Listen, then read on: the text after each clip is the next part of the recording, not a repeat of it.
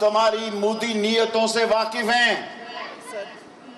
तुम्हारा रस कष्ट करंट लग गया, खैर कष्ट करंट लग गया, खैर कष्ट करंट लग गया, खैर कोई बात नहीं, कोई नहीं,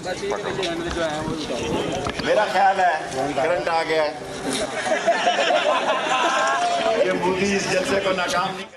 व्यूअर्स, आज की बात बड़ी सीधी और सादी है। आपसे आज हम बात करेंगे पेशावर धमाके के बारे में। आपको मालूम है पेशावर में धमाका हुआ है। पेशावर पाकिस्तान का एक शहर है जहाँ पे हमारी पाकिस्तानी बहुत सारे लोग रहते हैं, और पेशावर में एक कल्चर, एक तहजीब है। वहाँ पे बच्चे मदरसों में पढ़ते हैं, और मदरसे, चूँकि वहाँ पे पाकिस्तान की हुकूमत 70 सालों में कोई स्कूल नहीं बना पाई, स्कूलों का एक मरबूत निज़ाम नहीं रख पाई, इसीलिए अब बच्चे स्कूलों में जाने के बजाय मदरसे में तालीम हासिल करते हैं। ज़्यादातर दीनी तालीम हासिल करते हैं।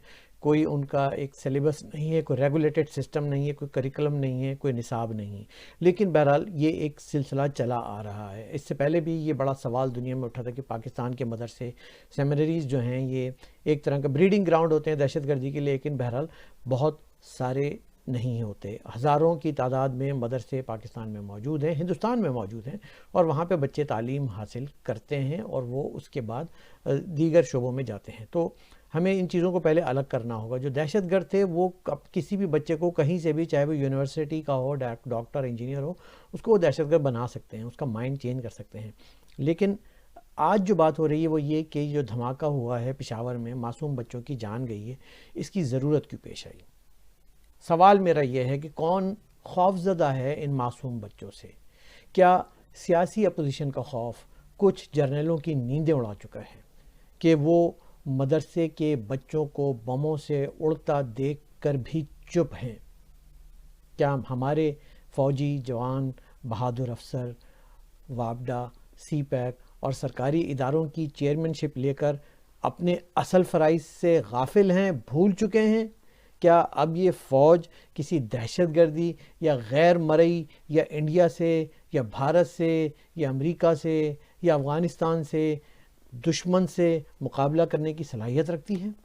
बहुत इम्पोर्टेंट सवाल है। ये समझते हैं कि हम बहुत शॉर्ट टर्म मेमोरी रखते हैं। पाकिस्तानी या जो भी पाकिस्तान की आवाम है, उनकी बहुत ही मुख्तसर मुद्दत की याददाश्त है।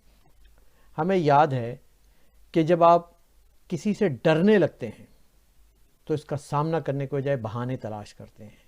हमें याद है कि जब आप फ़ौज के सामने खड़े होकर महाज पे जंग नहीं लड़ सकते तो आप मासूम लोगों और बंगाली औरतों का रेप करते हैं, आप बंगालियों को मारते हैं, उनके साथ जानवरों का सा सलूक करते हैं। क्या हम भूल जाएं कि आपने बलूचिस्तान में क्या कुछ नहीं किया? हेलीकॉप्टरों से लाशें गिराई हैं, औरतों को अगवा किया है, उनका रेप किया है। पश्तून तहफ़्फ़ुज़ मूवमेंट को गद्दार करार देने के लिए आपने क्या कुछ नहीं किया। तमाम तर नाकाम कोशिशें कर ली, लेकिन कुछ नहीं हुआ। कराची में मुत्तहिदा कौमी मूवमेंट MQM के साथ आपने क्या किया? आपने देखा कि MQM एक स्टेक होल्डर है, वो आपकी बात नहीं मान रही, वो आपकी बात नहीं सुन रही, वो आपके प्रेशर में नहीं आती, वो आपकी होस्ट ट्रेडिंग का हिस्सा नहीं बनती, वो आपके कहने पे किसी को मुंतखब और किसी को गिराने में आपकी बात नहीं मानती। आपने उनको ख़त्म करने का जो फार्मूला अपनाया, आज वो उसको हम पेशावर के वाक़े से मैं जोड़ना चाहता हूँ। वो इसलिए कि एक स्टेक होल्डर को किस तरह से ख़त्म किया जाता है, ये स्क्रिप्ट आपको बहुत अच्छी तरह से आता है। अपने किसी लाडले को बचाने के लिए ये किसी के माँ के लाडले की जान के कातिल लोग बेरहम सफ़ाक मर्सनरीज़ हैं। इन्हें अब मदरसे के नन्हे बच्चों से खौफ है कि वो मौलाना फजलुर रहमान की ताकत है, जिसके सामने दुनिया के नंबर 1 वाले भी आज बेबस हो गए हैं। कोई है जो इस बेबस, बेकाबू जिन को काबू में करे? क्या पाकिस्तान की अवाम अब सिर्फ पाकिस्तान जिंदाबाद, पाक फ़ौज जिंदाबाद, इस तरह के नारे लगवा के अपने बच्चों को मुर्दाबाद करती रहेगी और कोई पूछने वाला भी नहीं होगा? क्या हम यूं ही बनाना रिपब्लिक के करप्ट जर्नलों के करतूत मुहब्बे वतनियत, देशभक्ति और जिंदाबाद के पीछे छुपाते रहेंगे? क्या यूं ही मीडिया के मुंह पर टेप लगाकर और सहाफ़ियों के पेट पे लिफाफे बांधकर खुदकुश हमलावरों को भारत, अफ़गानी और दीगर ममालिक के एजेंट कहकर अपनी ही प्रॉक्सी को बचाते रहेंगे? क्या दुनिया अंधी है या फिर ये लोग जिन्हें कुछ नज़र नहीं आ रहा? کیا 20 کروڑ لوگ اس ملک میں رہتے ہیں، زندہ ہیں، یا وہ چلتی پھرتی لاشیں ہیں؟ یہ میرا سوال ہے آپ سے. کیا 20 کروڑ لوگوں کو کوئی سوچ نہیں ہے، کوئی ان کے حق نہیں ہے، کچھ نہیں ہے؟ دوستو، وقت آ گیا ہے.